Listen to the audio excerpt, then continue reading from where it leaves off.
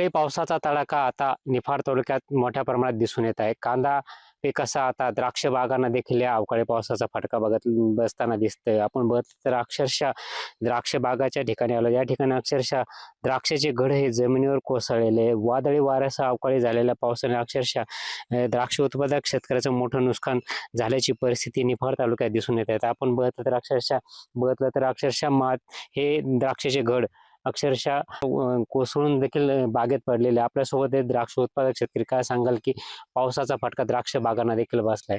हो, पावसाचा फटका द्राक्ष बागांना बसलाय. काल व्यवहारच करायचा होता मला, पण पाऊस आल्यामुळं व्यापारी पण आले नाही.